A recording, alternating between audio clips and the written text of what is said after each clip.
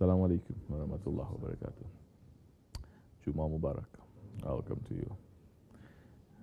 Welcome to me. Alhamdulillah Rabbil Alameen. We are thanking Allah subhanahu wa ta'ala who has blessed us that we are here and we are sitting and impatiently waiting for the Ramadan to enter. The Ramadan, it is the sultan of the months. And Ramadan, it is the month of the Ummah. Month of the Ummah. Holy Prophet ﷺ is saying, Allah subhanahu wa ta'ala shows me the rewards and the blessings for every action that my nation does, except for fasting.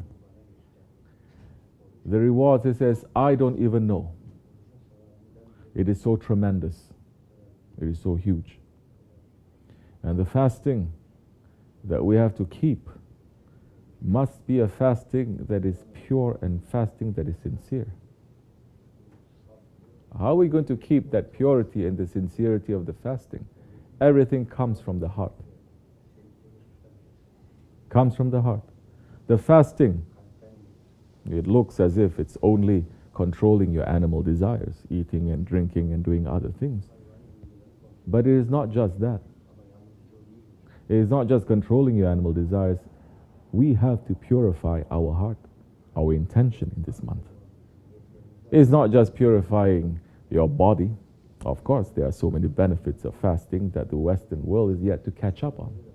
We don't like to talk about things. We like to do them. Later we will talk if it's necessary.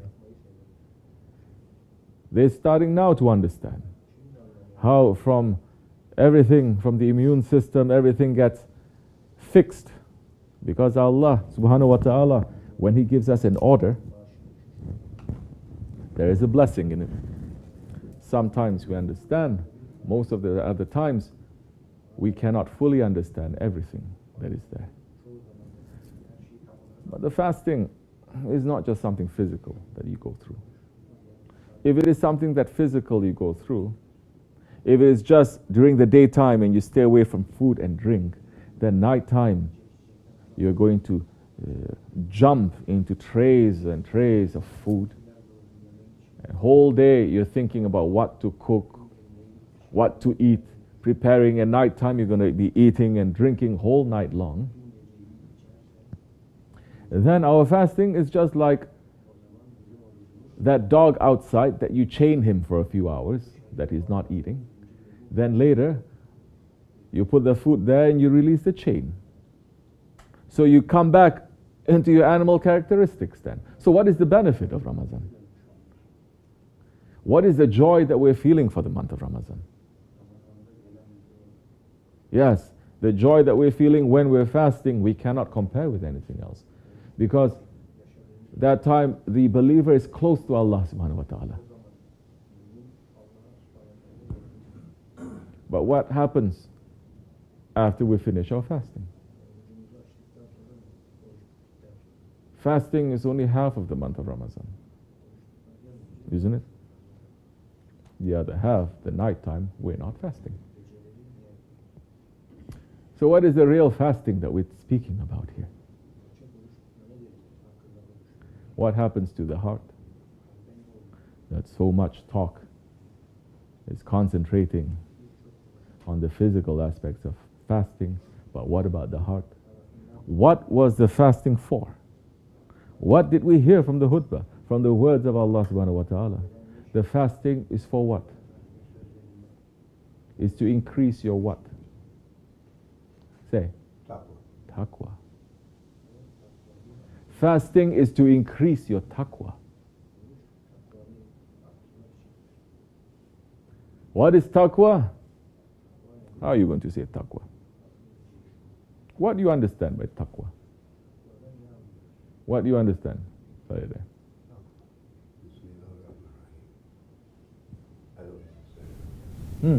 Okay. What do you understand? Say. Being conscious of God always. To be conscious, to be aware, to be awake to remember Allah always.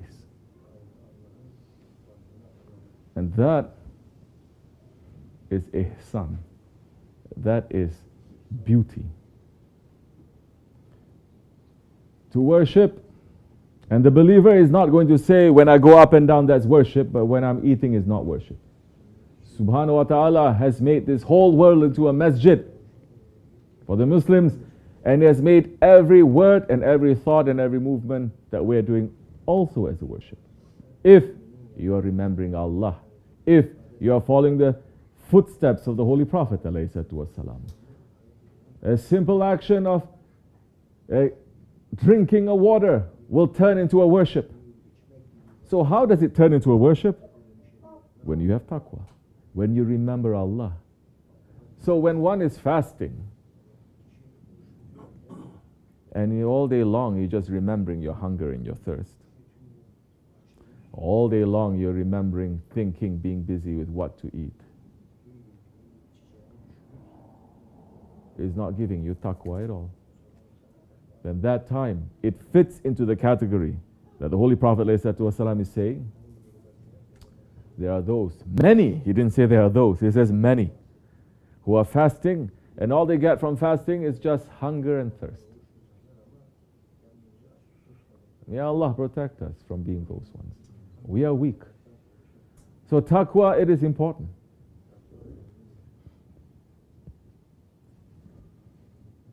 So many times we get so many questions. Why you have pictures of your shaykh all around the house? Everywhere. Why is that? You say, because looking at a picture of my shaykh gives me more taqwa. I never look at the picture of my shaykh and start to think about my desires, astaghfirullah, or dunya. I look at the picture of my shaykh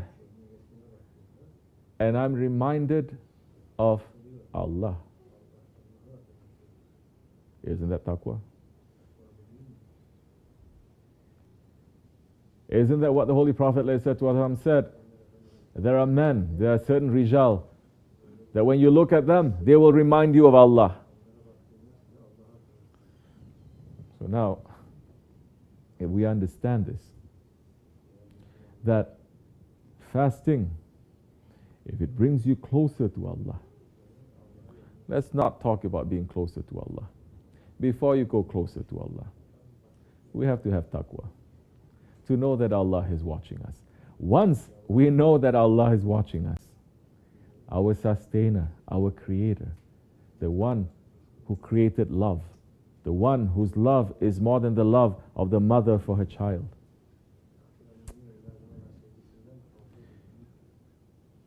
When we understand that, and when we think that Allah is watching me, and when I'm fasting, I'm not so busy with those animal actions. There is all that desire for those animal actions, for eating and drinking and other activities. There is that desire. But what do? You step on those desires. For whose sake? For the sake of Allah, for His pleasure. And when you have that consciousness, that time you have taqwa, and that time you don't need to read or to know so many things to know how to purify your fast. You don't. Don't burden yourself to read so many things that you don't understand or you cannot carry. Then you start to use the intelligence that Allah has given to you. I'm going to do something. Will Allah be happy with me if I do this? I'm going to say something. Is Allah going to be pleased with me? Is His Prophet going to be pleased with me? We mention Shaykh Effendi all the time because, like I said, he teaches us taqwa. Is Shaykh going to be happy with this or not? And he is the firmest handhold. He is the rope that connects us that Allah is saying, hold on together to the rope of Allah and do not separate. So that time, our fasting is not the fasting of the animals. Our fasting is to purify ourselves, to know that Allah is witnessing everything that we are doing. We are helped by the energy that is coming down, by the rahmat and the blessings that is coming down in that month. And we are helped when we are stepping on our animal selves and our ego and the blessings that comes with that. And that time, inshallah, our fasting may be accepted. So the fasting, it has a very, very huge, very big reason. It is for the biggest reason. It is taqwa. It is remembrance. Which is why the Holy Prophet ﷺ, that we heard in the khutbah, saying 4 things. Can you remember those 4 things? In the month of Ramadan. 4 things that is good for you to do, and 2 things good for you to do, and 2 things that you cannot do without. It is very necessary. The first is what? To say, La ilaha illallah. Oh, zikr. Those ones, empty heads, were against the zikr. La ilaha illallah. The first, the most important, is La ilaha illallah. To say, to believe, to put yourself away. Because in reality, our ego is the only thing in creation that is declaring itself an ilah. So once you step on your ego, you're declaring La ilaha illallah. Once you step on your ego and you're declaring Allah's oneness, you're saying La ilaha illallah. Understand?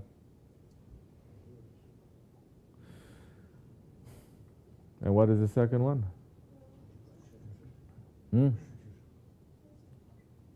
Say? To ask for forgiveness.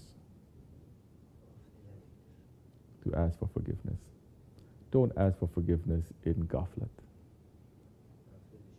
Ask for forgiveness when you know that you have done something that forgiveness is necessary. Don't give lip service to Allah. If you sit and you think, these are the things that I've done that is wrong, and I'm really asking forgiveness from it, forgiveness may come very easily. It will come.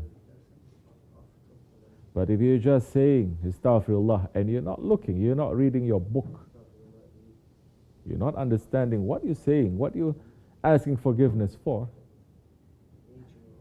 not too much benefit is going to come from that. Possibility, in saying Astaghfirullah, you commit a guna because you do it in ghaflat. Isn't that what Rabi'at al-Adawiyya is saying? Our Astaghfirullah is in need of another Astaghfirullah. We say Astaghfirullah when we do something wrong that is displeasing to our Lord, isn't it? Imagine now, we're saying Astaghfirullah, but by saying Astaghfirullah, we're committing a wrong action. We should not. Inshallah Rahman. So, people who believe or don't believe in tariqat, this is exactly what tariqat is teaching, and this is exactly what this holy month is making the whole ummah to do. The teachings of tariqat, the fasting, the purification, that for those believers who are awake, they say, we're not going to wait for Ramadan. We're not going to wait for Laylatul Qadr. Because every night is Laylatul Qadr. So many people, they have problems with me when I say that. Not Turkish people, because it's a common saying.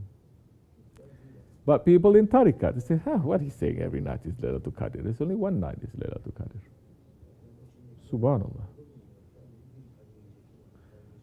Can you say that night is not a night of power when Allah subhanahu wa ta'ala descends to the lowest paradises, to the lowest heavens and calls out to his creation, who is awake to worship me, who is there to ask, I'm here to forgive, who is asking for forgiveness?